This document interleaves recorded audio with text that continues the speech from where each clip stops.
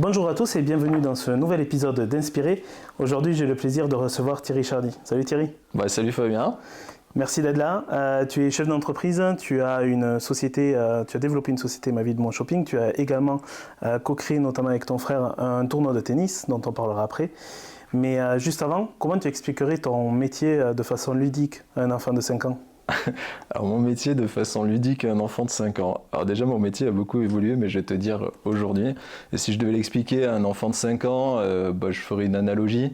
Et je prendrais le football comme analogie. Je dirais que mon métier, ça ressemble un peu à celui d'un entraîneur de football. Parce que le premier axe, c'est vraiment de développer, de poser une stratégie, un cadre et une manière de jouer si on était au foot, mais en tout cas une manière de développer l'entreprise.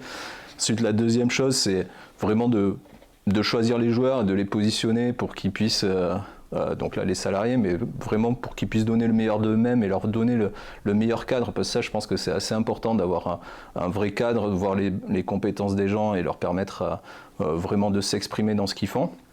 Le troisième, et c'est assez important aussi, c'est vraiment de créer une harmonie entre tout le monde et pour qu'ils puissent adhérer au discours et qu'en fait tout le monde aille dans le même sens et comprenne ce qu'ils doivent faire en fait pour la réussite du projet.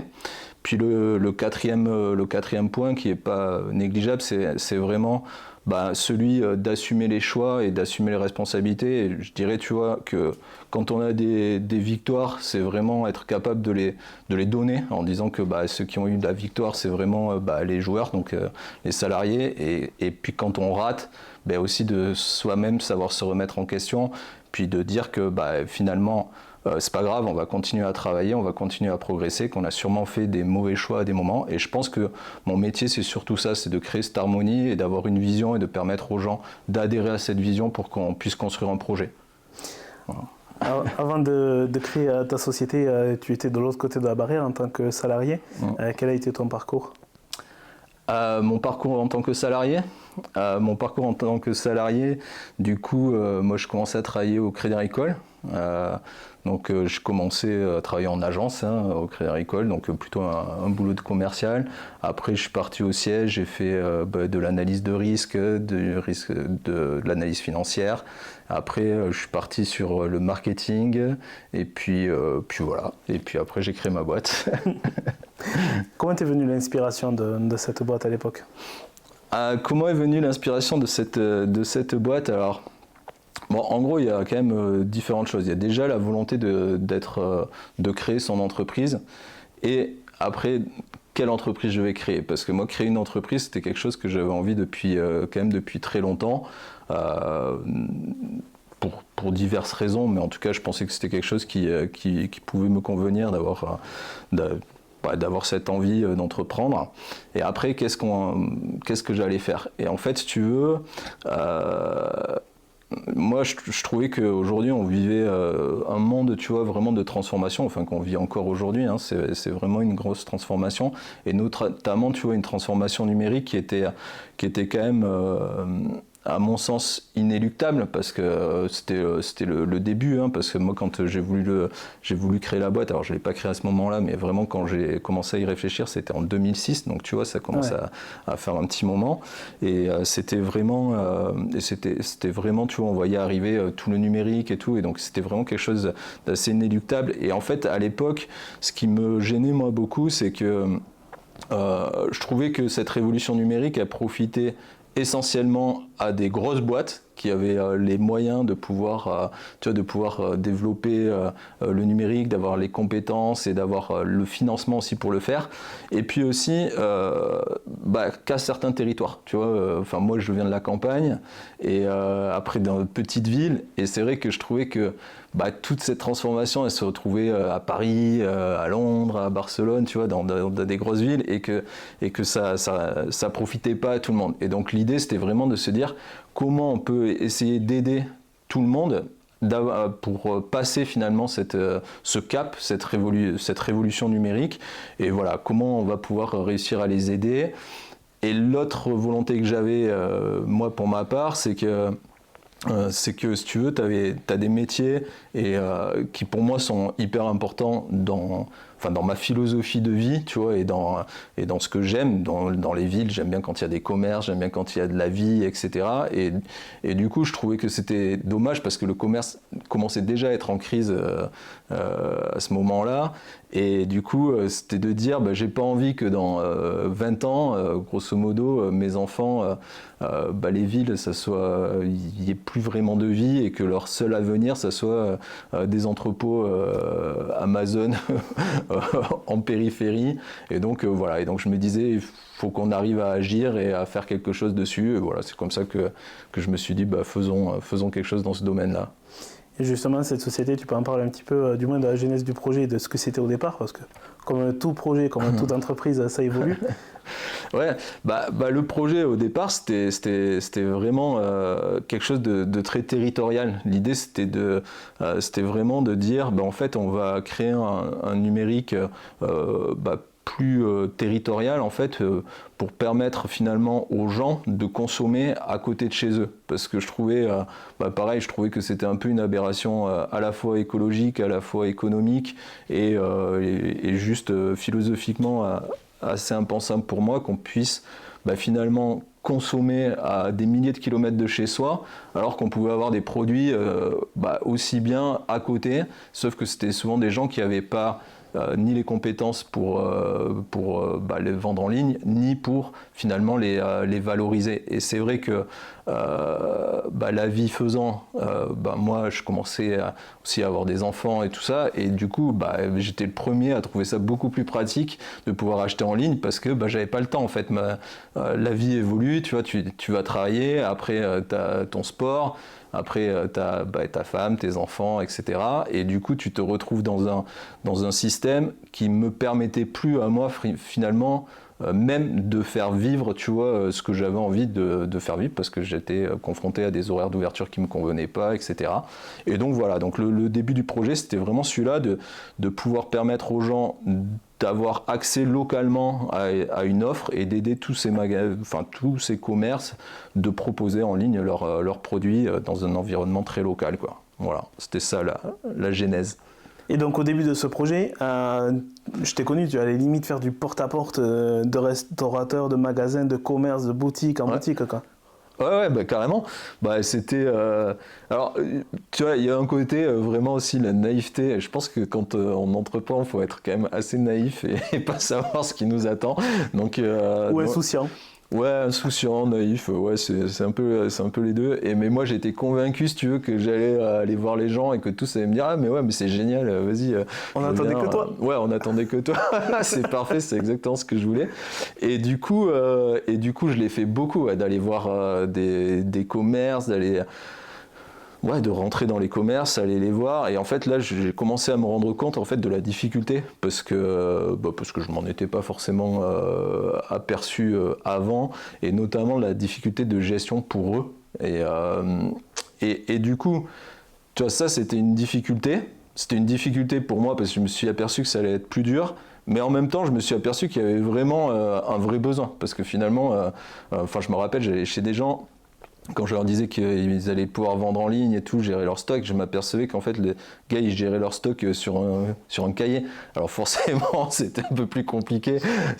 Pour commencer par numériser ça.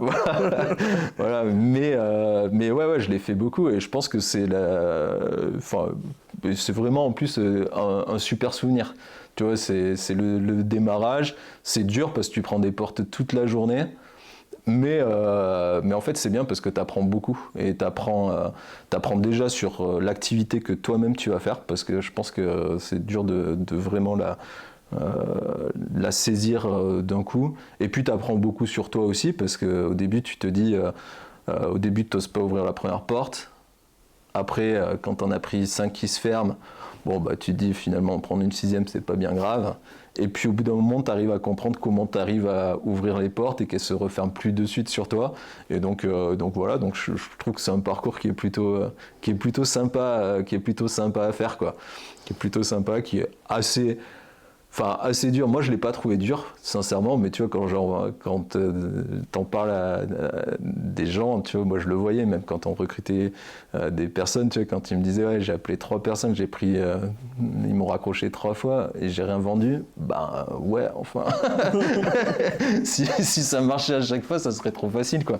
Et donc voilà, donc je pense que c'est une belle époque et une belle école d'avoir fait ça. C'est un apprentissage vertueux.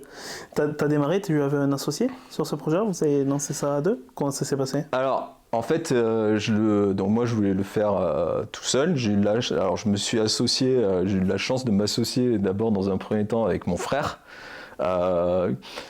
Alors, d'ailleurs, je l'en remercie parce que je pense que sans lui, ça aurait été un peu plus compliqué. Mais au départ, il s'est associé avec moi de manière financière, hein, mais juste voilà. Et donc ça, c'était vraiment tout le début. J'étais avec lui. Ensuite, je me suis associé avec des gens qui avaient une agence web, donc qui sont toujours là, Alex, Jérémy et Romain, donc de l'agence Sawam à Bordeaux, une agence qui existe toujours. Donc on s'est associés pendant longtemps et c'est toujours mes amis, tu vois. Je vais faire une soirée demain soir avec eux. Je croyais que tu avais eu un salarié, un associé au début à Heliopark ou après. Alors, j'ai pas été associé, mais en fait, on n'a pas été associé, mais oui, assez vite, j'ai eu quelqu'un qui est venu avec moi, ouais, pour toute la partie dev, ouais. Ouais. Toute la partie dev.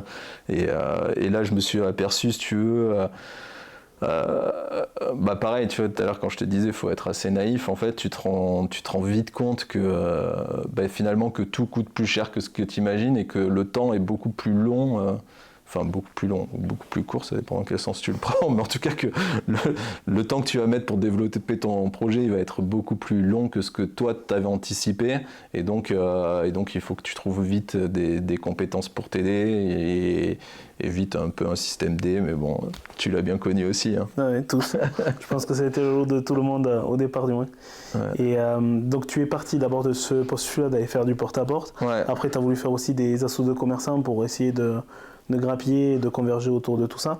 Quelles ont été les phases de progression parce que ça a changé de nom aussi, tu avais tout ouais. Le parcours entrepreneurial a été semé d'apprentissage, on va dire.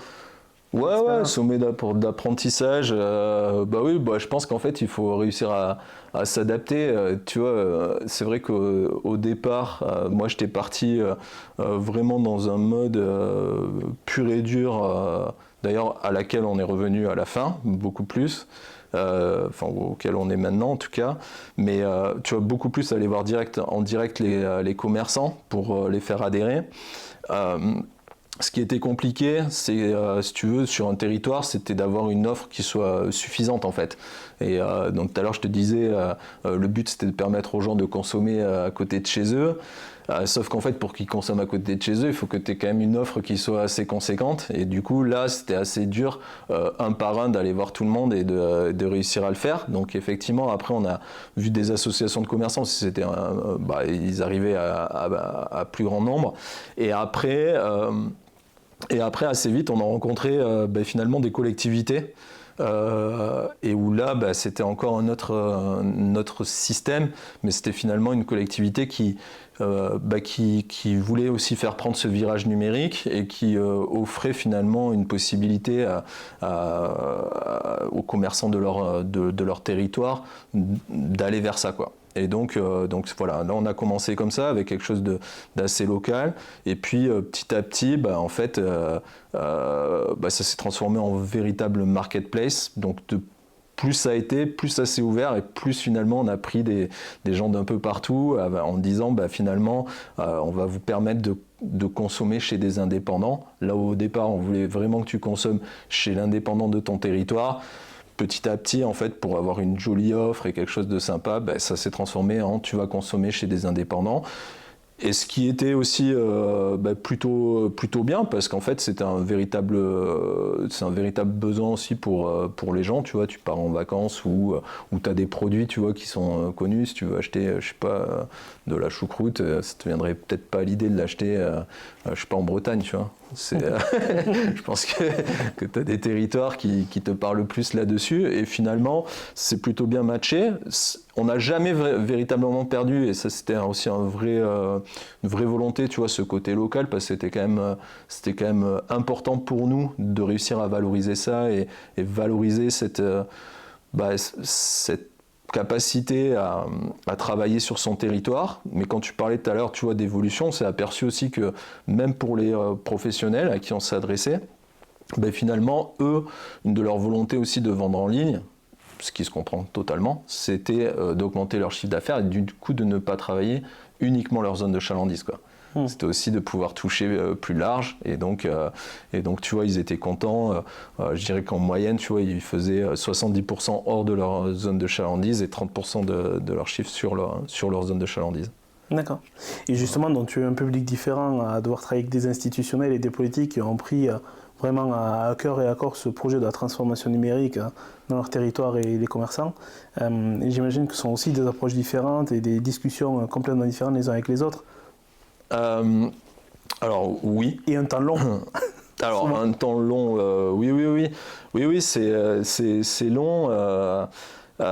C'est un temps long dans la décision. C'est après des approches différentes. Au final, oui et non, parce que tout le monde pense que son territoire a des particularités, veut des choses très particulières sur son territoire, mais après dans la globalité, finalement, la problématique est la même.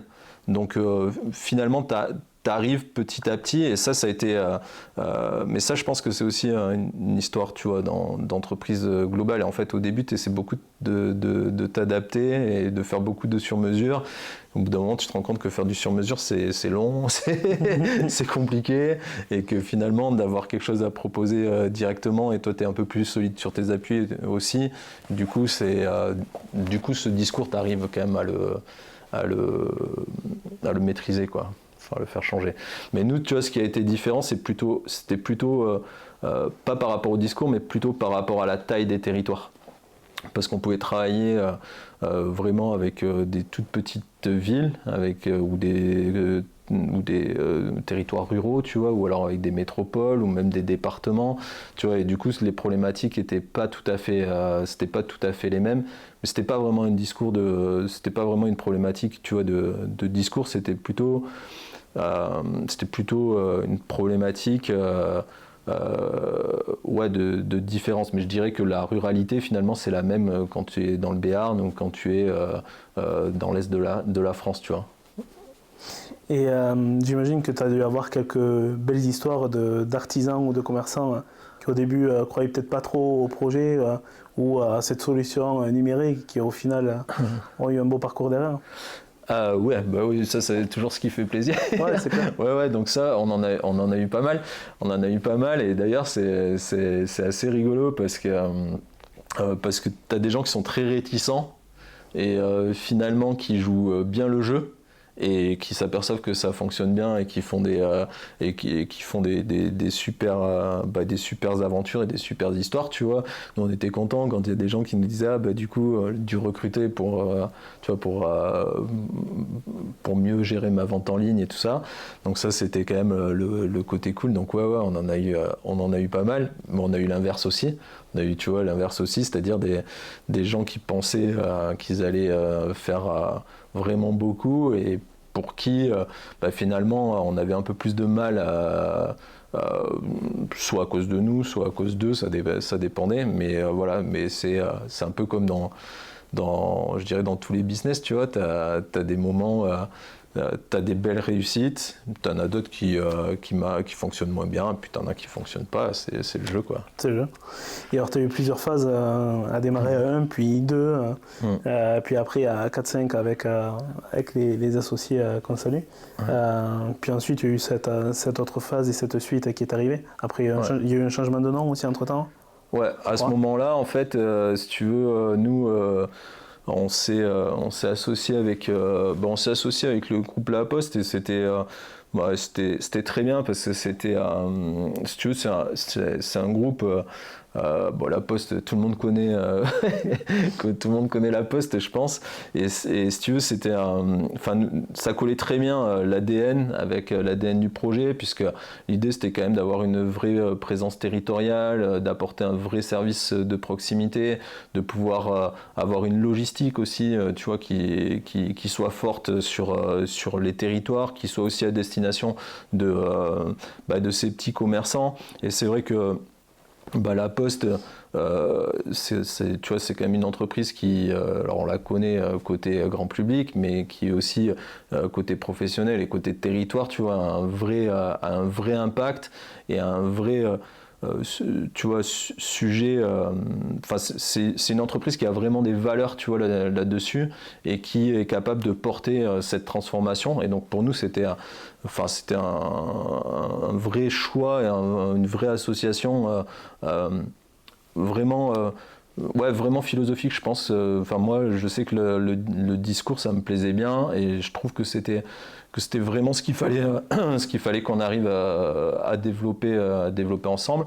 Et nous, ça nous a permis effectivement de progresser avec eux, tu vois, beaucoup plus fortement que ce qu'on aurait fait tout seul, tu vois. Et puis après, on a eu le Covid aussi qui a permis, c'était une phase qui était compliquée, mais tu vois, tu avais toute la fermeture des commerces, tu pouvais plus te déplacer, donc il fallait trouver des solutions à la fois logistiques et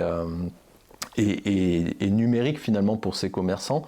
Et du coup, je pense que là, on était vraiment content d'apporter, tu vois, une solution qui avait du sens, tu vois. Aujourd'hui, t'entends souvent parler de sens, et là, je trouvais que nous, ce qu'on faisait, ça en avait réellement, tu vois. Alors, on aurait pu mieux le faire, on aurait pu plus mal le faire, mais en tout cas, on avait un vrai sens et un vrai partenaire qui était bien là-dessus pour porter ça. Ouais, cette vraie notion de service.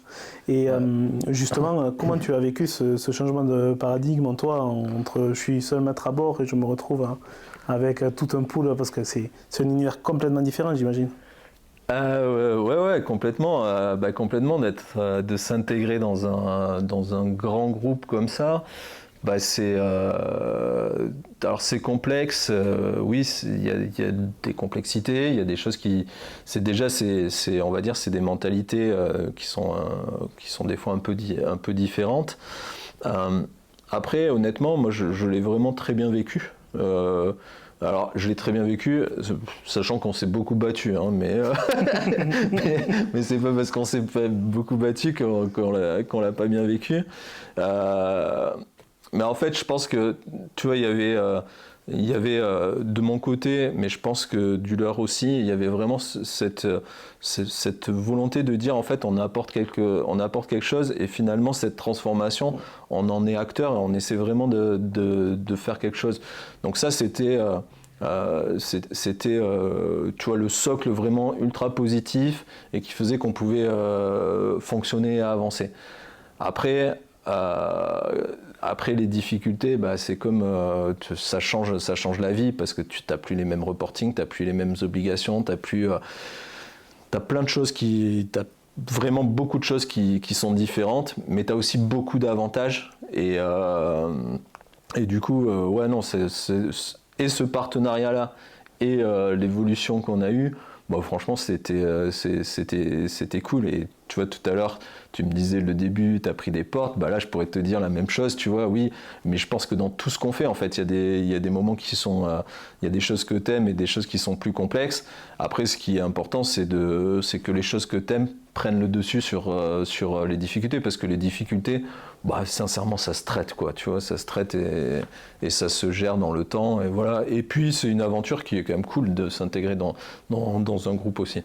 Et de découvrir un groupe qui a cette volonté, tu vois, de se transformer en essayant de faire des choses. Moi, j'aime bien ça, ouais. J'ai beaucoup aimé cette approche et cette association. Ouais. C'est chouette parce qu'avec ta même entreprise, tu as connu aussi bien la partie start-up solo déjà d'abord, puis après l'effet start-up et puis après l'effet groupe. T'as eu un peu tous les parcours, quoi. Ouais. 3 en 1. Ouais, c'était ouais, comme un chat, quoi, plusieurs vies, quoi. Plusieurs vies, et effectivement, après, tu sais, c'est marrant parce que tu me dis ça comme si c'était étrange, mais en fait, quand tu le vis, c'est pas étrange, tu vois, ça paraît quand même être beaucoup Continuité. Ouais, une continuité et la normalité, avec des choses qui te vont, d'autres qui te vont moins, et puis tu travailles, et donc tu as toutes ces phases-là, ouais, qui te font à chaque fois, je pense, apprendre sur toi. Tu vois, tout à l'heure, quand tu m'as demandé de décrire mon métier à un enfant de 5 ans, si tu me l'avais demandé au début, je t'aurais pas du tout fait la même réponse, tu vois. C'est parce que forcément, moi, mon métier, il a aussi beaucoup évolué. Ta posture aussi. Et ma posture aussi. Et puis t'apprends aussi beaucoup de choses, tu vois. Je pense que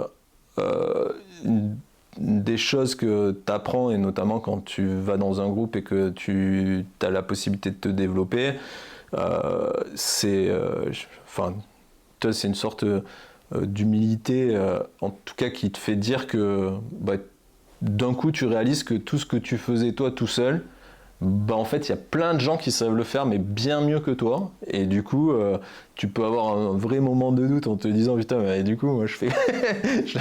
tu vois, qu'est-ce qui se passe? Et je pense qu'en fait, c'est là où c'est plutôt sympa de te dire, mais en fait, ça rejoint ce que je te disais au tout début, c'est là où c'est important de dire, en fait, non, mais c'est normal, tu vois. C'est comment on va fixer le cap et comment on va faire en sorte qu'il y ait des gens qui viennent et qui soient meilleurs et qui vont bien progresser. Donc ça, je l'ai vraiment bien vécu et j'ai trouvé ça vraiment sympa, tu vois, comme développement dans la vie de la boîte et dans ma vie perso aussi, tu vois. Ah, c'est chouette. Pour faire l'analogie, t'es passé de simple musicien à chef d'orchestre, quoi. C'est exactement le même principe. Où tu as un chef d'orchestre qui sait lire les partitions, il sait jouer des instruments, mais il ne saura jamais aussi bien faire que le violoniste qu'il a devant lui. Ouais, c'est exactement ça, quoi. C'est exactement ça. Je pense que, je pense, tu vois, que tout à l'heure, on se disait, ouais, tu prends des portes et tout ça. Moi, un des trucs que ça m'a appris, ça m'a appris que je savais pas, en fait. Parce que je pense que quand tu commences au début, d'ailleurs c'est ce qui fait que tu commences, parce que tu crois un peu savoir. Parce que tu es insouciant. Ouais, t'as un vrai côté naïf, insouciant et un peu con, parce que du coup tu te dis, moi ça je pense savoir le faire en fait. Et plus tu avances, plus tu te rends compte que le niveau d'exigence il est haut, et en fait assez vite tu t'acceptes de savoir que tu ne sais pas. Mais en fait, déjà, savoir que tu ne sais pas, c'est déjà savoir déjà pas mal de choses. Ouais, et accepter de savoir que tu ne sais pas, ça te ramène à une vraie humilité que tout le monde n'est pas prêt à avoir aussi.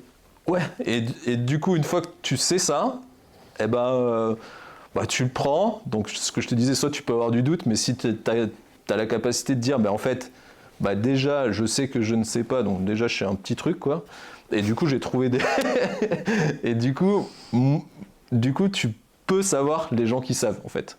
Et c'est pas mal parce que du coup tu vas pouvoir eux en faire quelque chose pour que eux ils sont bons dans leur domaine, et tu vas pouvoir leur dire vas-y, ils sont encore meilleurs mecs parce que moi je connais jusque là, toi je vois que tu connais jusque là, donc moi je vais essayer d'aller là mais toi il va falloir que tu ailles là, tu vois. Et ça je trouve ça plutôt sympa, et donc ouais, comme tu dis, c'est ça, c'est petit à petit tu deviens un chef d'orchestre. Tout à l'heure je te disais entraîneur, mais c'est la même chose. Je parle aussi chef d'orchestre parce que vous êtes jusqu'à 70, je crois, vous êtes monté jusqu'à 70, et donc là c'est plus vraiment un bel orchestre qu'une simple équipe de foot, et sur 2 sites aussi différents, je crois. À la fin on n'était qu'à Bordeaux. Ah, qu'à Bordeaux. Ouais. Parce que tu as eu à un moment donné... À un moment donné on était à Pau, à Bordeaux, et après toutes les équipes elles ont été à Bordeaux. Ouais. Et comment tu as vécu ces années-là justement d'accompagnement, de développement, et avec la crise du Covid, parce que tu as eu aussi ce deuxième effet qui se coule, entre guillemets, après le rachat, à connaître cette période Covid? Le Covid, c'était vraiment une période qui était particulière, pas particulière pour tout le monde, tu vois. Et je pense que les gens l'ont vécu de manière très différente. Il y en a qui l'ont pas bien vécu du tout. Nous, c'est vrai qu'on a eu, alors je dis la chance, en tout cas, on a eu la chance d'avoir une activité qui pouvait continuer et qui pouvait marcher dans le Covid. Une des forces qu'on a eues à ce moment-là, c'était qu'en fait, sans le savoir, nous on était totalement prêts au télétravail. parce que tu vois, tu disais en fait on était à Pau, à Bordeaux, mais ça s'est fait comme ça parce qu'en fait au départ, tu vois, les recrutements, tu fais un peu comme tu peux, ou moi mes associés finalement, l'agence elle était sur Bordeaux, donc en fait on avait toujours cette habitude de travailler à distance. Et du coup, ça fonctionnait bien pendant le Covid. Tu vois, là, j'ai découvert qu'on était vraiment en avance sur beaucoup de boîtes, en fait, parce que nous, on avait tous les outils, on avait tout pour fonctionner vraiment bien à distance, quoi. Et après, on a eu une chance, une vraie chance aussi, c'est que on avait vraiment des gens qui étaient hyper investis. Et donc on a pu beaucoup travailler pendant ces journées-là. Ça a été quand même très rock'n'roll, mais ça je l'ai bien vécu. Je me souviens plus ce que c'était ta question parce que je crois que j'ai répondu qu'à une partie, mais c'est pas grave. Oui, justement, comment tu l'as vécu et comment tu as appréhendé et vécu cette période-là si particulière. Non, voilà, donc je t'ai dit, ça c'était génial. Et moi je me souviens, tu vois, une petite anecdote qui était marrante, c'était un soir, on était en train de changer d'hébergement parce qu'il fallait qu'on augmente nos serveurs et puis on était la nuit et du coup avec l'équipe tech et puis on faisait ça faisait franchement depuis le début on faisait que bosser, mais on bossait toutes les nuits, toute la journée. Et donc nous on était coupés du monde, mais quand je te dis coupés du monde, c'est vrai, on était chacun chez soi, mais on était tous devant notre ordi, on était ensemble toute la journée, mais on regardait rien d'autre parce qu'en fait on faisait que ça. Et un soir, il devait être, je sais pas, 2h30 du mat, et là on se dit, putain, t'imagines, pareil, tout le monde est déconfiné, et on est les seuls à pas le savoir. Et nous on continue à bosser sans le savoir. Donc ça serait peut-être pas mal d'allumer la télé pour voir ce qui se passe dans le monde au lieu de faire notre truc de notre côté. Donc voilà, mais bon, tu vois, c'était des bons souvenirs. On faisait à cette époque-là, c'était rigolo parce qu'on faisait c'était n'importe quoi. On faisait tous les soirs, on faisait des réunions d'équipe.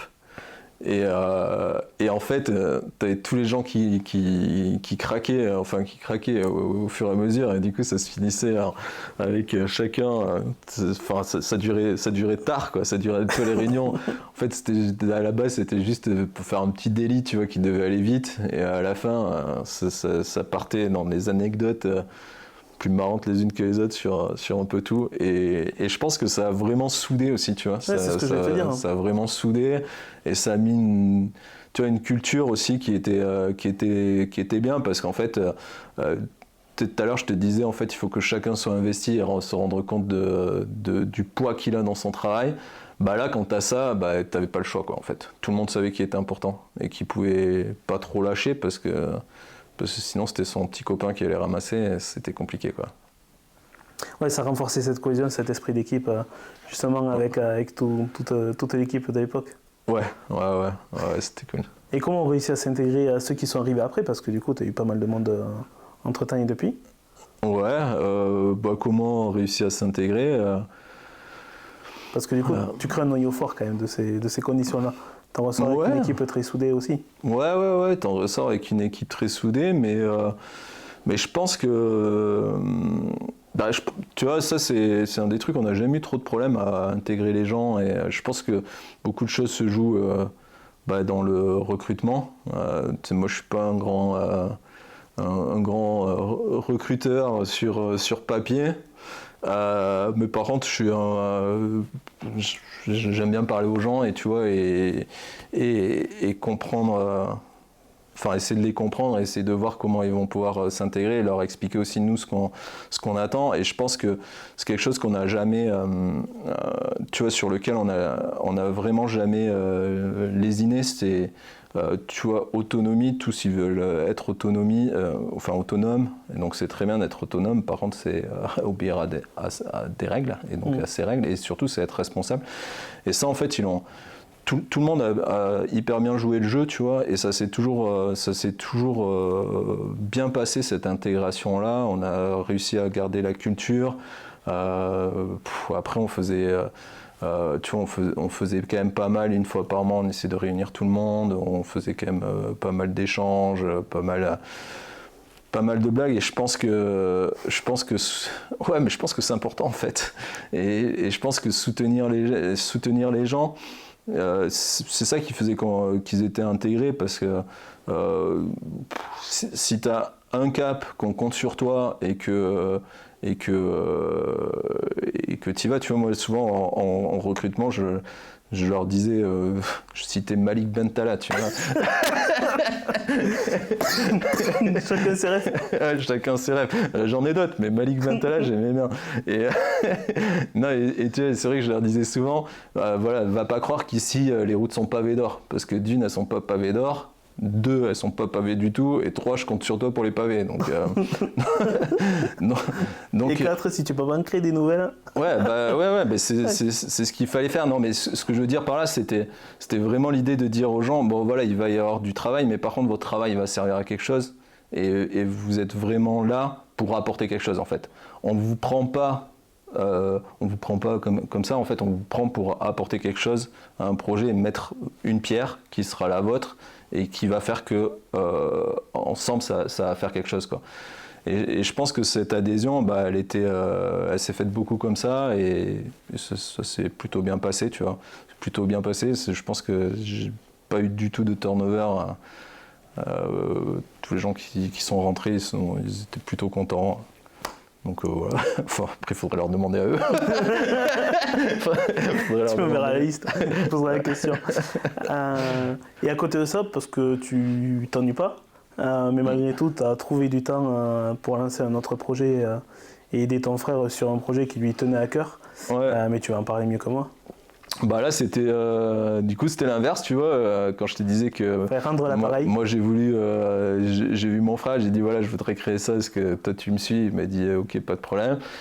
Pareil, un jour lui il arrive, je mangeais au resto avec lui, et il me dit bah voilà, j'aimerais bien créer un tournoi ATP sur Pau. Donc il était accompagné avec d'Audrey Roustan qui était avec lui dans ce projet-là, et du coup il me demande si moi je suis partant pour être le local de l'étape, et en fait ça tombait bien, comme moi j'étais à Bordeaux, entre Bordeaux et Paris, du coup j'étais forcément le local à Pau pour aller voir les partenaires et gérer le truc, donc géographiquement c'était parfait. et donc bien sûr je lui ai dit oui, et parce que ça c'était un super projet, et tu vois c'est un projet aussi qui est très philosophique. Tout à l'heure, je te disais, voilà, il y a une philosophie dans ce que moi j'ai créé, mais là aussi dans le tournoi, tu vois, il y a une vraie philosophie où on a dit, mon frère est joueur de tennis. Autant il y a des sports que tu peux pratiquer à Pau, tu vois, t'es joueur de rugby, à la rigueur tu veux jouer dans ta ville, où tu peux, ou par contre t'es joueur de tennis ATP, tu joues partout dans le monde, sauf chez toi. Et du coup lui il avait envie quand même de rendre un peu à la ville, parce que tu vois, il a toujours été formé ici, il a eu toujours des soutiens, il a toujours été attaché au territoire, il avait envie de rendre ça aussi au territoire, et de faire découvrir le sport, tu vois, vraiment son sport, et le sport aux jeunes du territoire. Donc en fait on a créé ça, on s'est dit bon allez, on part et on crée ça avec vraiment l'optique de dire on démocratise le tennis, on montre aux enfants en fait qui peuvent jouer, et qu'en fait ils peuvent atteindre leurs rêves, tu vois, et que c'est possible, que c'est pas parce que tu habites à Pau ou pire, tu vois, dans un petit village. Non, mais tu vois, c'est vrai, nous on vient de Bois-Bezin, tu vois, donc Bois-Bezin c'est pas un énorme village, hein, et juste de se dire que finalement si tu travailles et que tu y vas, bah en fait tu peux y arriver. Donc ça c'était vraiment la vraie optique. Et je pense que et mon frère et moi, on est, tu vois, on a vraiment ce sentiment que c'est les gens qui te donnent un peu l'exemple et tout, qui te montrent un peu les choses. Et c'est pour ça qu'on a voulu leur montrer ce que c'était du tennis de haut niveau, parce que je pense que quand tu es petit, que tu as 9 ans et que tu viens et que tu vois un mec qui est 30e, 50e mondial ou tu vois Gulbis qui a été dans le top 10, tu vois, on a eu plein de gros joueurs, je pense que ça te fait rêver et qu'en même temps tu te dis ah ouais mais en fait c'est possible quoi, je peux le faire et ça c'était vraiment tu vois, le premier axe pour créer ce tournoi était vraiment là sur ce fait de dire bah, voilà, je veux montrer le tennis et je veux montrer aux jeunes que c'est possible d'y arriver. Et après, bon, on l'a complété avec d'autres choses, et notamment un autre truc qui nous tenait à cœur.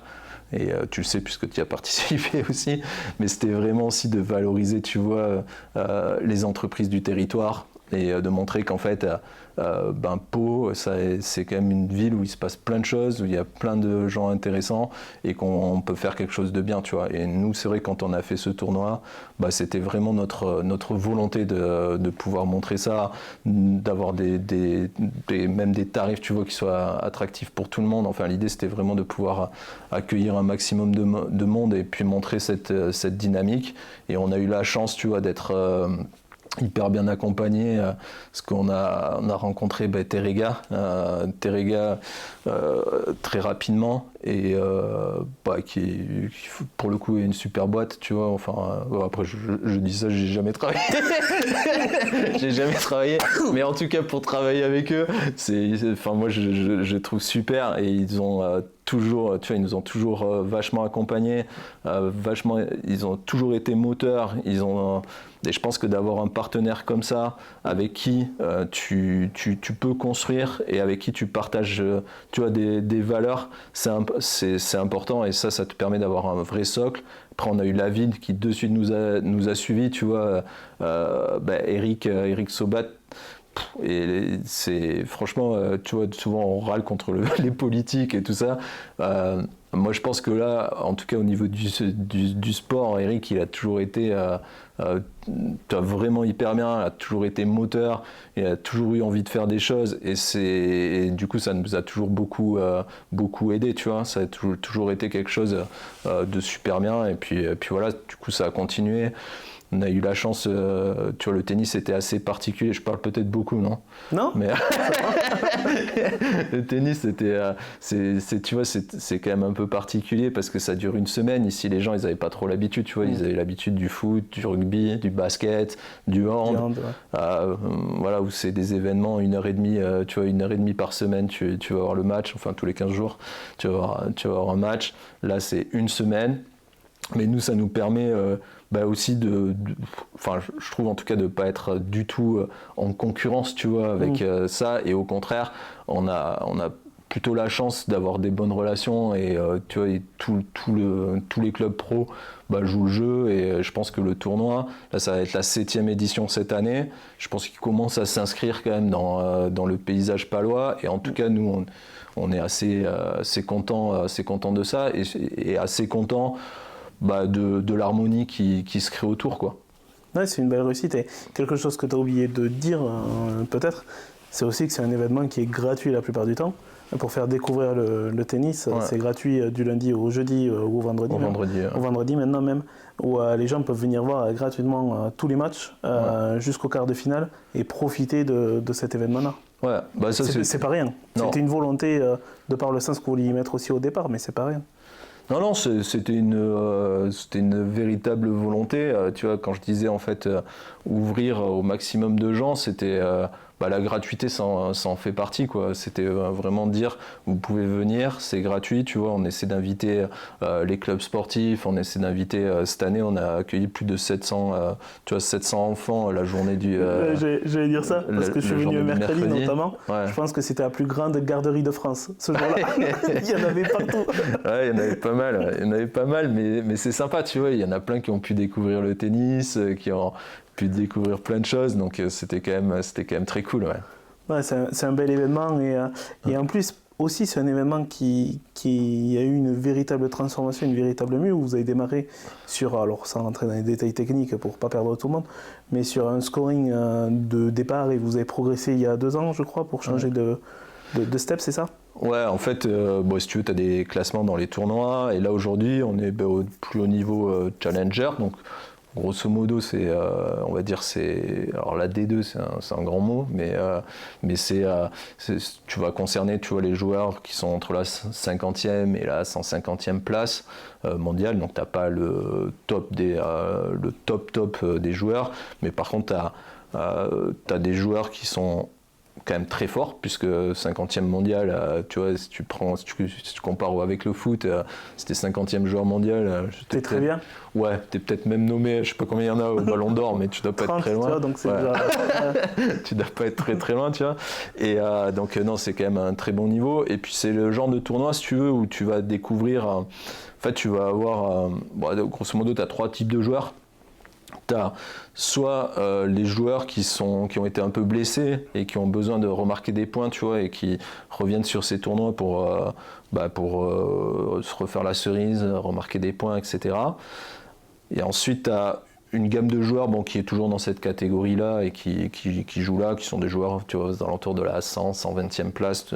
Et puis après, tu as toute une catégorie de jeunes qui sont les futurs de demain, tu vois. Ouais. Et ça, c'est quand même très sympa, parce qu'en fait, tu les as souvent en avant-première. Alors, ce qui est compliqué pour le grand public, c'est que souvent tu les connais pas, parce que si le gamin il a 19 ans et qu'il est 150e, tu dis il est nul, mais en fait non, tout le monde commence par.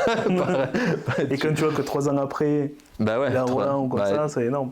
Tu vois, on a eu par exemple, il y avait Holger Rune. Donc il vient à Pau, je crois qu'il devait être 120 ou 130e mondial. Et il finit l'année en gagnant Bercy et dans le top 5. Tu vois. Et quand il est venu, personne ne le connaissait. Personne ne le connaissait. Et après, tu as tout le monde qui dit « Ah, moi je l'ai vu jouer, j'ai pris des photos à Eli, j'ai pu le voir. » Parce que c'est ça aussi, l'autre côté qui est sympa, c'est que les joueurs, tu vois, ils sont plutôt accessibles et tu les vois vraiment, quoi. Donc voilà. Et comment, j'imagine que c'est une expérience énorme, et puis ça a permis aussi de retrouver encore plus ton frère, parce que comme tu dis, ton frère est joueur de tennis et ça doit pas être simple, vous devez pas vous retrouver qu'un matin forcément. Et tu as dû aussi avoir cette fraternité qui était encore plus forte sur cet événement commun. Parce que sur le premier projet, il était actionneur, comme tu dis, il t'a aidé, mais là vraiment vous l'avez travaillé ensemble et vous avez passé du temps ensemble là-dessus. Ouais. Oui, c'est hyper agréable, si tu veux, de faire un projet comme ça avec son frère. Et moi, j'ai trouvé ça encore plus agréable dans le sens où, en fait, on avait chacun notre activité. Et du coup, là, on a construit quelque chose en grande partie... pour le plaisir, tu vois, pour le plaisir de faire quelque chose, pour le plaisir d'essayer de faire quelque chose ensemble. Et donc, ouais, ce lien, je pense que il a toujours été, toujours été là. Et c'est vrai que ça nous permet de faire des choses ensemble, tu vois. Et si tu me parles de mon frère, c'est assez marrant parce que pour moi, toute ma vie, il y a plein de gens qui m'ont dit c'est pas trop dur, hein, d'être d'être le frère de Jérémy et tout ça. Et c'est une question, pour le coup, j'ai jamais vraiment compris, parce que non, c'est pas dur en fait, c'est au contraire, c'est super, tu vois, tu peux vivre plein de choses, t'as plein de moments super. Moi, mon frère, il est plus jeune que moi, donc j'ai même la naïveté de penser que de lui mettre des branlées quand il était petit, ça l'a forgé, ça a sûrement aidé un peu. Et voilà, et du coup, si tu veux, ça c'était quand même un vrai cheminement et un vrai exemple aussi pour moi. Tu vois, moi je suis le grand frère et pour autant mon petit frère du coup était un exemple. Tout à l'heure je te disais, tu vois, on voulait montrer aux jeunes que c'était possible d'y arriver, mais il n'empêche que moi personnellement, ce qu'a fait mon frère, ça me l'a montré aussi, tu vois. Ça me disait, ah ouais, putain, en fait, quand tu travailles et j'ai pu voir la difficulté et comment en fait il fallait continuer. Et c'est pour ça que même dans l'entreprise, en fait, j'ai toujours pris ça comme un entraînement, tu vois, et comme un match. Bah ouais, des fois t'en gagnes, des fois t'en perds. Bah c'est la vie, tu essaies de progresser.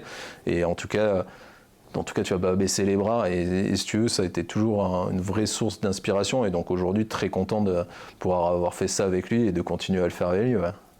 Et alors pour ceux qui connaissent pas, les quelques-uns peut-être qui connaissent pas ton frère, est-ce que tu pourrais résumer allez, ça va être difficile à dire, mais en quelques lignes, en quelques phrases, son parcours et sa carrière? Son parcours et sa carrière, ouais. En quelques lignes, Challenge. quelques phrases.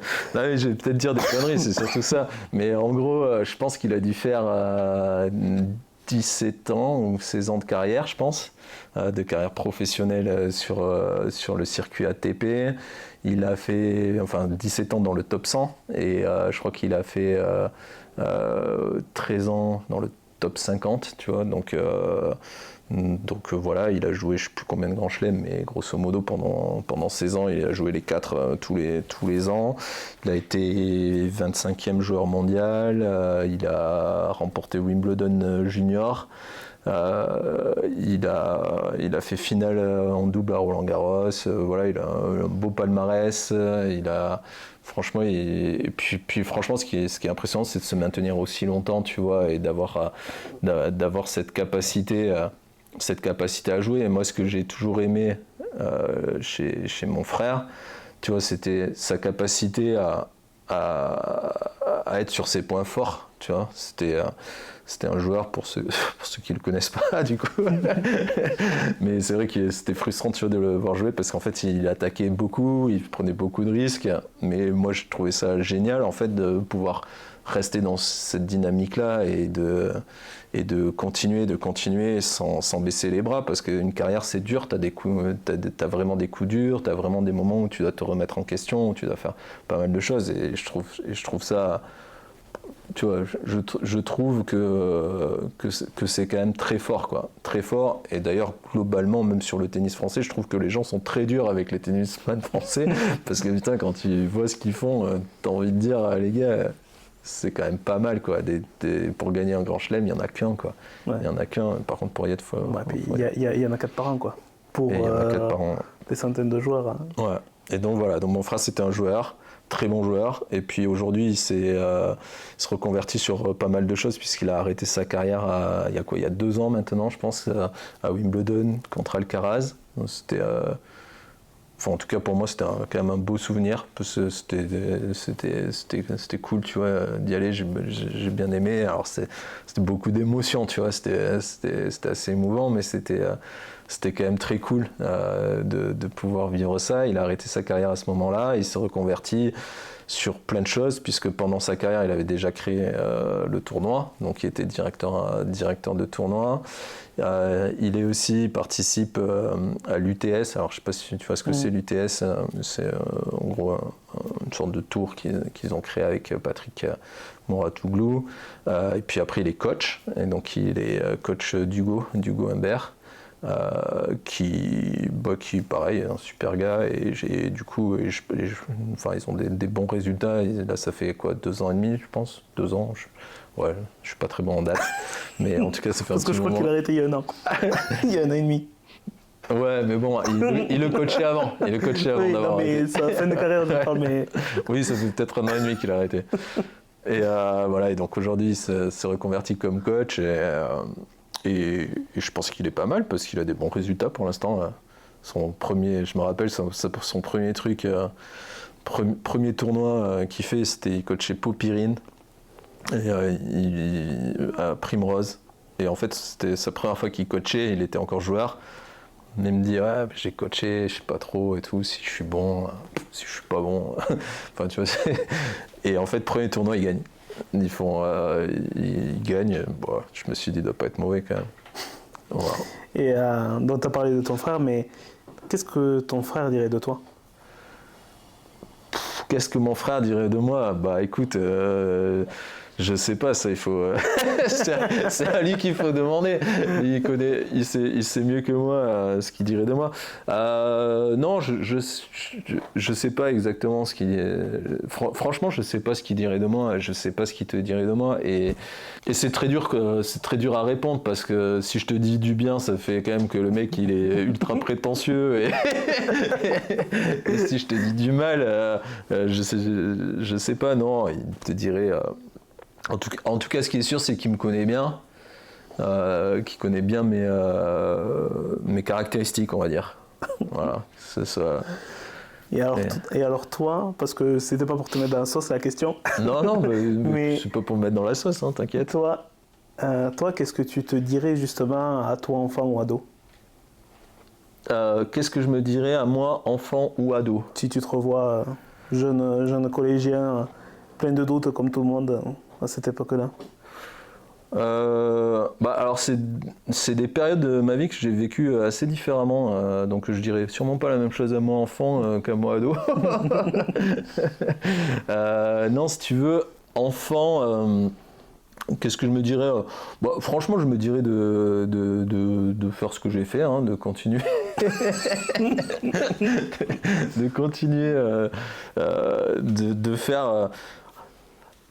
En fait, alors, je ne vais pas répondre à ta question parce que du coup, qu'est-ce que je me dirais, c'est très compliqué, mais ce que je veux te dire là-dessus, c'est que je suis pas du tout quelqu'un qui a des regrets ou des remords ou des choses comme ça. Donc en fait, si tu veux, pour moi, dans la vie, on a exactement ce qu'on veut, ni plus ni moins. Mais on a ce qu'on veut, tu vois. Ça, j'ai découvert ça quand j'avais 18 ans, grâce à ma prof de philo, tu vois. Grâce à ma prof de philo qui m'avait fait lire Propos sur le bonheur, alors, de Alain, tu vois. Et c'était en cours de philo. Alors, je ne l'ai pas lu en terminale, parce que justement, ado, je n'étais pas le mec le plus sérieux du monde. Mais je l'ai lu un peu plus tard, quand je suis arrivé à la fac et quand j'ai compris que les études ça pouvait me servir à quelque chose. Et en fait, quand j'ai découvert ça, notamment ça, que dans la vie on a exactement ce qu'on veut, ça a été quand même une vraie révolution pour moi, me dire que ouais, même les merdes que j'avais pu faire ou que j'avais pu avoir, en réalité, si j'analysais réellement les choses, je les avais quand même un peu voulu, quoi. Et que du coup, si je les avais voulu, c'est que quand même ça devait me servir un peu à quelque chose. Et du coup, déjà, ça me sert à ce que je suis aujourd'hui, avec en bien ou pas en bien. Et donc, en réalité, non, j'aurais pas envie, tu vois, de me dire de changer quoi que ce soit, de changer quoi que ce soit. Ce que j'aurais envie de me dire, c'est d'ouvrir un peu plus les yeux, peut-être, et de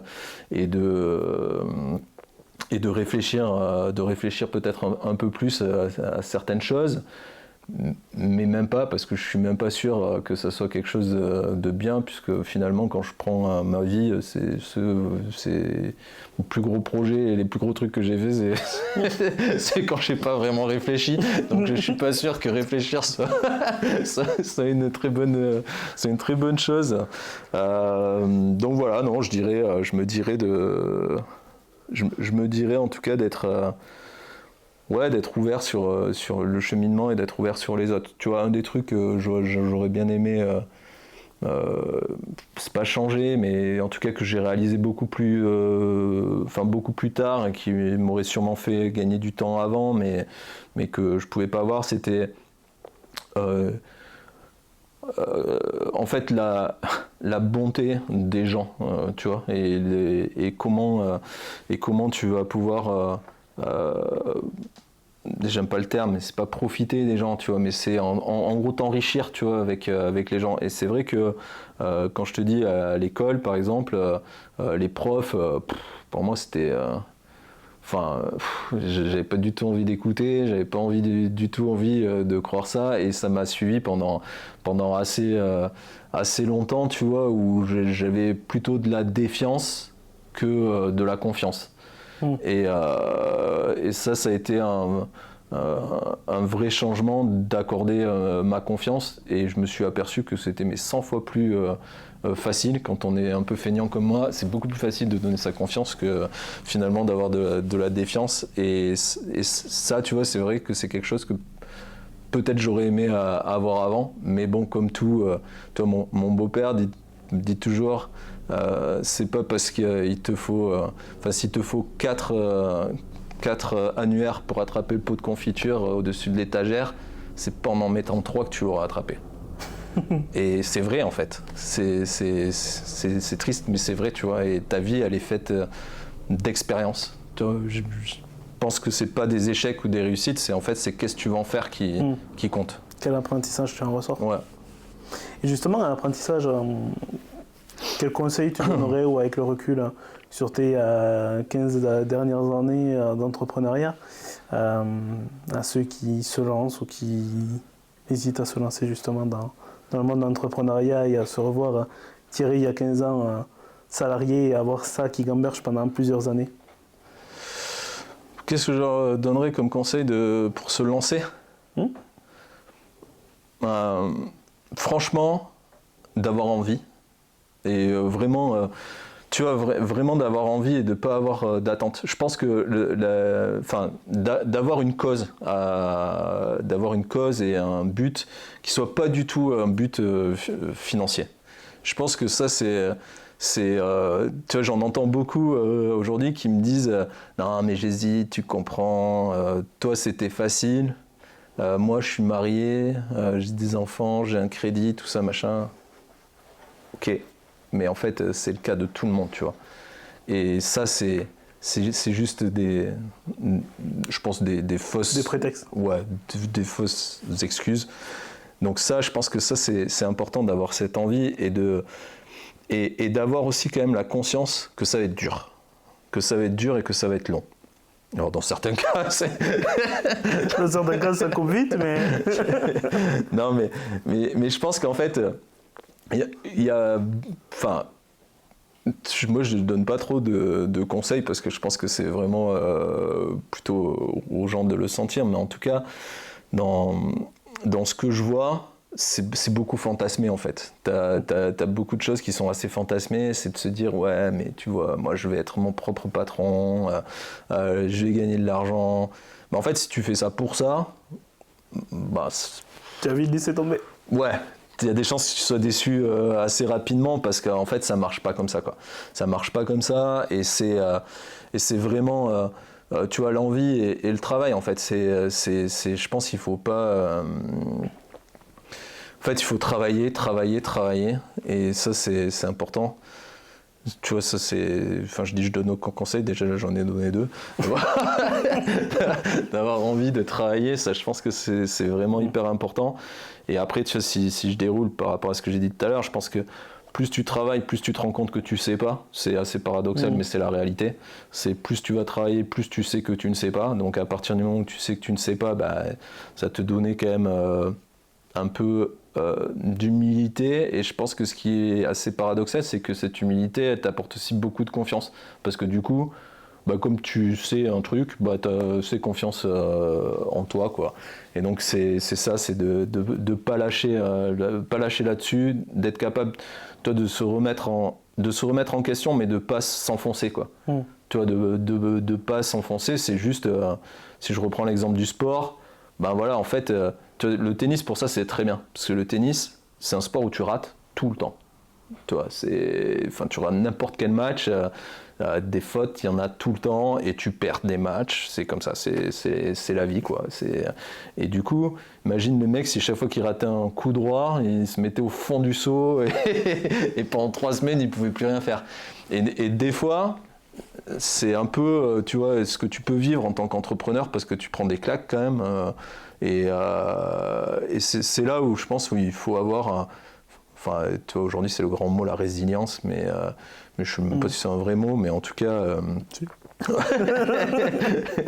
Du moins la rousse, oui. Quoi.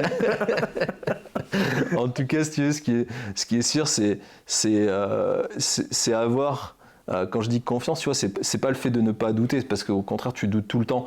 Mais douter, mais tout en sachant en fait que tu as envie et que tu as envie d'apprendre. Voilà, donc c'est l'envie, travailler, et puis re-envie d'apprendre, et ainsi de suite, et voilà. Mais ce qui est intéressant aussi avec le tennis, ça me permet de faire une analogie, tu me diras si c'est vrai ou pas, mais poursuivre un peu, Et c'est là où je te rejoins, où on est très dur avec le tennis par rapport à d'autres sports, parce qu'on ne se rend pas compte. Mais si tu gagnes 80% de tes matchs au foot, tu es champion. Tu finis, tu es champion de France, tu es champion de ta ligue, et sur les matchs à coupe, tu passes sans problème. Au tennis, tu gagnes 80% de tes matchs, tu n'arrives jamais en finale. Parce que tu as tellement de tours précédents, etc., que même avoir des stats assez hautes ne te permet même pas de gagner un titre. C'est ça aussi peut-être l'analogie qu'on peut faire avec l'entrepreneuriat. Même 80%, ça ne suffit pas. Ouais, il y a plein de fois où ça suffit pas. En tout cas, faut en être conscient quoi, de cette partie-là, si tu veux. C'est tu vois, toujours continuer, toujours se remettre en question et puis pas avoir peur, quoi. Tu vois, pas avoir peur. Et ça, je pense que c'est. Et après, ah ouais, tiens, c'est un conseil. Finalement, je reviens à ta question d'avant. Parce que Finalement, j'en ai un troisième. Mais non, parce qu'en fait, ce serait mon premier conseil. Non, en fait, ce serait mon premier conseil. Finalement, c'est de s'entourer. Tu vois, tout à l'heure, je te disais que moi, tu vois, de passer de la défiance à la confiance, c'était important, mais c'est vraiment de s'entourer et de s'entourer de personnes qui réussissent aussi et qui ont réussi, parce que ça, je pense que c'est très important. Alors tu vois, nous, en début on a été entourés parce qu'on était à Hélioparc. Tu vois, d'ailleurs, Hélioparc, moi, vraiment, j'en ai pas parlé dans le début, mais je les remercie parce que je pense que c'est super, tu vois, d'avoir un lieu où finalement t'arrives, t'es tout seul, entrepreneur, pam, tu rencontres du monde, t'es accompagné, t'as des locaux qui sont pas chers, tu vois, c'est quand même. Ouais, moi aussi, je remercie. C'est quand même, quand même vraiment top, tu vois, de pouvoir voir ça. Et après, je pense que ouais, le conseil, c'est vraiment de s'entourer, tu vois, de gens qui réussissent, parce qu'en fait, ça te permet souvent de voir que c'est des gens qui sont normaux, déjà, qui sont souvent très sympas et qui ont des valeurs. Tu vois. Moi, ça a été un des grands trucs que j'ai eu sur cette partie-là. Tu vois, grâce à mon frère, j'ai pu rencontrer différentes personnes et qui m'ont vraiment montré qu'en gros, tu pouvais faire des choses sans être un connard. Tu vois, enfin, je sais pas si on peut dire connard. Oui, mais et qu'en fait, tu avais des gens qui avaient des vraies valeurs et que souvent, c'était des gens qui, d'une, travaillaient tout le temps, qui étaient vraiment passionnés par ce qu'ils faisaient, tu vois, et qui avaient l'envie tout le temps d'être meilleurs et qui se mettaient un gros niveau d'exigence à eux-mêmes. Tu vois, c'était pas du tout un niveau d'exigence envers les autres, tu vois, c'est pas de dire ah ben ouais mais là ça a pas marché, tu comprends, il y avait du vent, la balle elle était pas bien, j'ai eu le soleil dans l'œil, enfin je veux dire les conditions c'est les mêmes pour tout le monde, hein. Donc c'est des gens qui se mettent un niveau d'exigence tu vois à eux-mêmes et qui transmettent finalement ces ondes très positives, quoi. Et ça, je pense que c'est ultra important. Et on pense tout le temps que c'est très dur de rencontrer des gens. Et je pense que c'est comme aller taper à la porte d'un commerce. Finalement, les gens, ils sont quand même plutôt ouverts et plutôt sympas. Et ça, je pense que c'est hyper important de réussir. Surtout ce genre de personnes, parce que la plupart sont assez humbles et surtout à l'écoute et même prêts à prendre le temps, à écouter, à conseiller des fois. Carrément. Et là, c'est un peu pas... Tu vois, et je pense qu'il faut le faire. Tout à l'heure, je disais, il ne faut pas créer sa boîte en se disant moi, je veux être mon propre patron et gagner beaucoup d'argent. Là, c'est pareil. Je pense qu'il faut le faire. En fait, c'est pas en attente d'aller demander quelque chose, tu vois, mais c'est juste... Partager. Ouais, partager et essayer de comprendre le gars, ce qu'il a fait et quel était son parcours et comment il a fait pour... toi, quels sont ce qu'il a lu, ce qu'il a vu, ce qu'il fait au quotidien, tu vois, comment il travaille au quotidien, qu'est-ce qu'il fait ça et finalement, cette routine, moi je suis sûr d'un truc, tu vois, on dit toujours la boîte c'est l'exécution, mais je pense que la réussite même personnelle, c'est beaucoup l'exécution de ce qu'on fait, tu vois. Et cette capacité finalement à reproduire et à chercher alors ton style, hein, parce que tu vas pas imiter quelqu'un, mais en tout cas de rencontrer ces gens-là, je pense que ça fait beaucoup de bien et ça t'inspire beaucoup, quoi. C'est important d'inspirer les gens. Et ouais, fallait la placer. C'était pour le clin d'œil. Hein. C'était pour le clin d'œil. Non, mais moi, ce que je trouve intéressant, si je peux rebondir là-dessus, c'est que ces gens qu'on admire ou qu'on estime au-dessus de nous parce que de par leur réussite, leur valeur, enfin leurs aspirations, chacun y met son barème, en fait, tu n'es jamais critiqué par ces gens-là. Et je me suis rendu compte d'un truc, j'ai eu une discussion il y a un peu de temps avec eux, tu n'es jamais critiqué par meilleur que toi. C'est-à-dire qu'ils ne vont jamais te casser, te bâcher, dire ce que tu fais c'est de la merde, ou t'es un connard, ou ce que tu veux. Ils vont avoir une approche constructive des fois, ou te permettre de te poser des questions ou quoi que ce soit. Mais au final, enfin je sais pas toi, mais par meilleur, tu n'es jamais critiqué dans le sens bâché. Bah non, parce que c'est des gens déjà qui ont pas, enfin ils sont pas du tout dans cette dynamique d'esprit en fait, et c'est pour ça que je te dis que c'est important de s'entourer de gens positifs en fait, parce que c'est des gens qui sont positifs. À partir du moment où tu fais quelque chose, que tu le fais avec passion et que tu le réussis, en fait t'as pas de d'aigreur du tout de la vie, au contraire. Alors tu peux avoir des gens qui sont qui t'aiment pas, ça c'est ça c'est un autre sujet, mais par contre eux généralement pas du tout, et en fait ça te transmet des bonnes ondes, et je pense que ça c'est hyper important. Et effectivement, c'est pas des gens qui sont axés sur la critique, et au contraire, et puis c'est aussi souvent, et beaucoup, c'est des gens qui ont, tu vois, tu ne nais pas numéro 1 mondial, quoi. En fait, tu le deviens, et en fait, pour le devenir, tu vois, tout à l'heure quand je te parlais du tournoi, en te disant les jeunes, ils passent par ces tournois-là, mais en fait, tout le monde y est passé. Il n'y a pas un mec qui s'est levé un matin, je reprends toujours l'analogie de tennis, et qui finalement, il a pris la balle, il a servi, pouah, et le lendemain, il était à Roland, il gagnait Roland, ça arrive à personne. Donc t'es obligé, et dans tous les domaines, t'es obligé de travailler, de cravacher, de travailler, et finalement, c'est ce qui va te donner cette incapacité de critiquer, parce que finalement tu es plutôt content de voir d'autres gens qui ont envie de faire la même chose, et tu sais par où ils vont passer, et tu sais que ça va être compliqué, et donc t'es pas là pour les fusiller, quoi. T'es au contraire là pour les aider et pour leur dire c'est bien, tu vois, si tu veux le faire, tu peux le faire.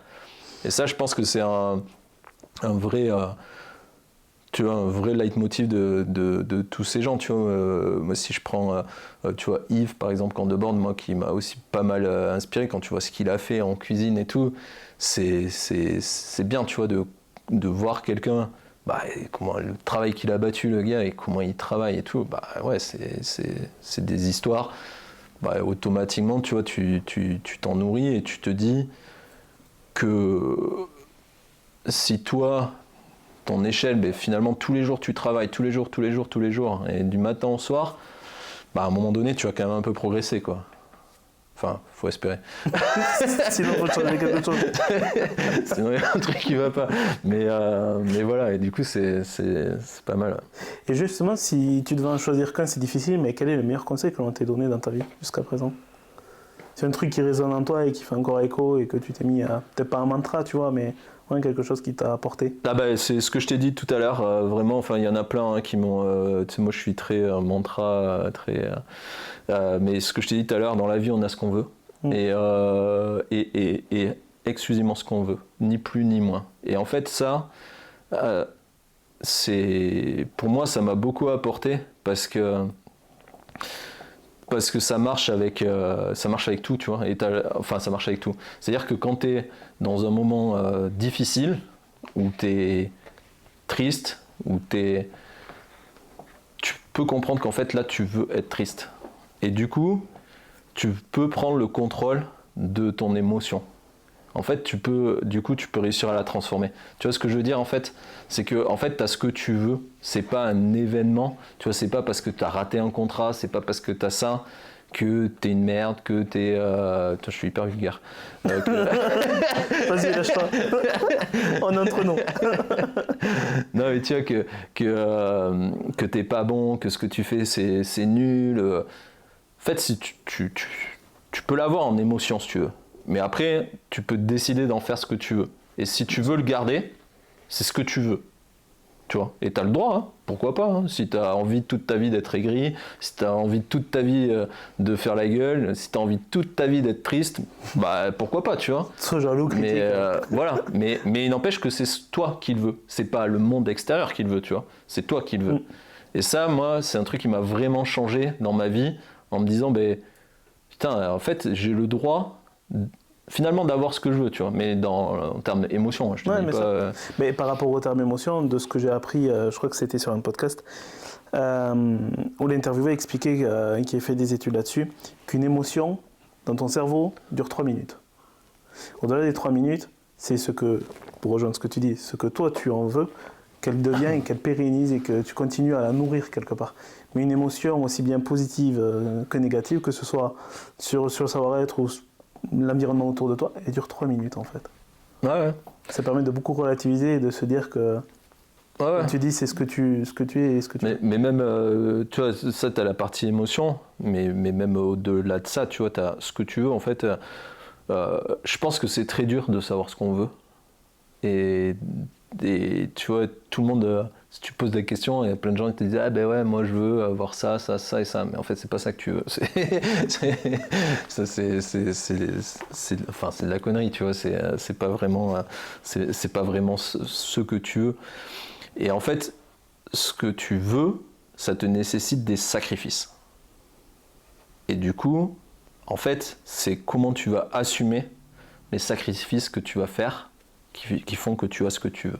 Et ça, tu vois, quand tu me dis ce qui m'a marqué, moi, c'est vraiment ça, tu vois. C'est vraiment ça. Je sais que y a des choses que je ne veux pas. C'est comme ça. Il faut faire des choix. Tu vois, si je te donne le choix entre, je sais pas, entre argent, liberté, moi, je sais que je veux ma liberté. Je sais, et je sais que c'est au sacrifice de certaines choses, tu vois. Mais c'est pas grave parce que c'est ce que je veux. Et du coup, je peux pas reprocher de vouloir. Toi, je peux pas me dire ah mais tiens, je voudrais avoir ça. Bah, si je veux avoir ça, je peux tout faire pour l'avoir. Mais par contre, s'il faut trahir des gens, mentir, faire des trucs comme ça, bah non. En fait, finalement, je le veux pas. Tu vois, si je le prends avec du recul, je me dis bah je suis pas prêt à faire ce qu'il faut que je fasse pour l'avoir. Donc en gros, je le veux pas. Point. Et ça s'arrête là. C'est pas très compliqué comme raisonnement, mais c'est basique, mais ça marche en tout cas. Enfin, en tout cas pour moi. Ça me simplifie la vie. Voilà. Et toi qui te nourris de beaucoup de rencontres, quelle est la dernière personne inspirante que tu as rencontrée ? À part toi. Alors merci, mais du coup je pense pas être la dernière depuis le temps. Non, je sais pas quelle est la dernière personne inspirante que j'ai rencontrée. Je sais pas de quoi te répondre. Je sais pas quoi te répondre. Attends, je réfléchis. Mais et oui, c'est que tu en rencontres beaucoup et. Non, c'est pas que j'en rencontre beaucoup, c'est qu'il y en a peu qui m'inspirent. Ah. Du coup, je suis content que tu aies répondu. Mais moi, ça me va, c'est me dire de la première réponse. Non, non, je rigole, moi. En tout cas, c'est bien, je te fais rire. Non, les personnes inspirantes, en fait, je crois que je le réalise pas immédiatement. Pour de vrai. Hein. Toi, je me rends compte que les gens qui m'ont inspiré, il y en a plein. Alors déjà, il y en a plein qui sont morts parce que j'étais beaucoup inspiré par des philosophes, des auteurs, des trucs comme ça. Donc c'est des gens que je ne connais ni d'Adam ni d'Ève, tu vois. T'as pas que Malik Bentala, bref. Non, j'ai pas que Malik Bentala, tu vois. Non, là tout à l'heure, tu vois, on a ce qu'on veut, c'est Alain. Hein. Mais bon, c'est pas pareil. Donc déjà, il y a tout ce pan-là, tu vois, qui est très important pour moi. Et après, il y a des gens, tu vois, qui sont des rencontres vraiment qui ont un impact dans ma vie. Mais des fois, je le réalise pas sur le moment. Tu vois. D'ailleurs, j'ai lu un bouquin là-dessus qui est assez marrant. C'est 5 personnes que j'ai rencontrées là-haut. Et en gros, c'est un peu ça l'idée. C'est un mec décède et du coup, il rencontre des gens qui l'ont marqué, qui ont été des virages dans sa vie, mais sans qu'il s'en soit forcément aperçu. Et je pense que, tu vois, là, si tu me demandes quelles sont les personnes qui m'ont inspiré, je pourrais te le dire. La dernière là, que j'ai rencontrée récemment, je ne sais pas encore qui ça sera. D'accord. Je ne sais pas encore qui ça sera, mais j'espère en tout cas que je suis en train de parler avec elle en ce moment. et qu'elle m'inspirera longtemps. Bon, merci. Je te propose d'arrêter là, ça passe très vite. On a déjà fait une heure et quart ensemble. On a parlé de tout, à moins qu'il y ait un dernier sujet sur lequel tu voulais OK. Ah si, on peut donner les dates du prochain Terrego Open puisqu'elles sont sorties. Ah oui, le tournoi sera du 17 au 23 février 2025. Voilà. Bon, on mettra le lien sur la description. Merci à toi pour ce moment, pour cet échange. Merci à toi, j'espère que ça vous a plu, que ça t'a fait rigoler. Ouais. Et que ça t'a inspiré du coup. Et réciproquement. Quant à moi, je vous dis à très bientôt pour un prochain épisode d'Inspiré. Vous pouvez retrouver cet épisode sur toutes vos plateformes d'écoute préférées et également sur cette nouvelle saison sur YouTube. Je vous dis à très bientôt pour un prochain épisode. Salut!